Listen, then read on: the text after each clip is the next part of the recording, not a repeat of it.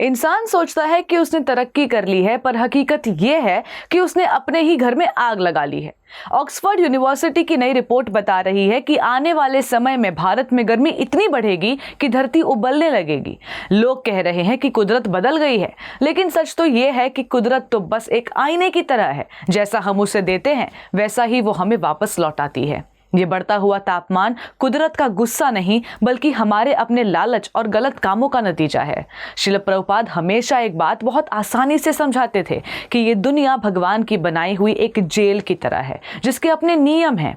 जब हम इन नियमों को तोड़कर अपनी मर्जी चलाने की कोशिश करते हैं तो हमें ही कष्ट भोगना पड़ता है।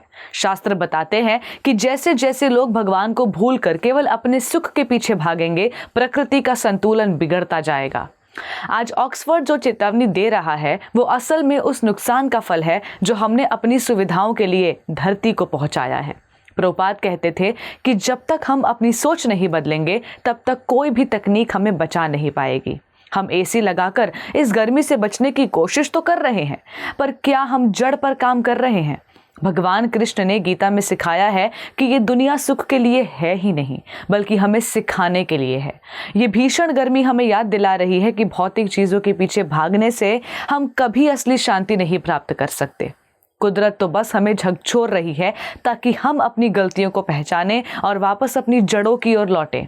असली ठंडक और शांति मशीनों में नहीं, बल्कि कुदरत का सम्मान करने और भगवान की भक्ति में है। ऑक्सफोर्ड की ये खबर हमें डराने के लिए नहीं, बल्कि हमें अपनी जिम्मेदारी समझाने के लिए है। प्रभुपाद का संदेश बिल्कुल साफ था।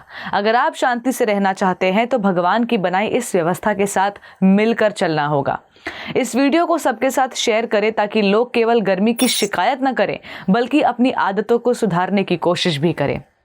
अंत में मेरा केवल एक सवाल, क्या हमें नहीं लगता कि अब कुदरत को दोष देना छोड़कर अपनी गलतियों को सुधारने का वक्त आ गया है?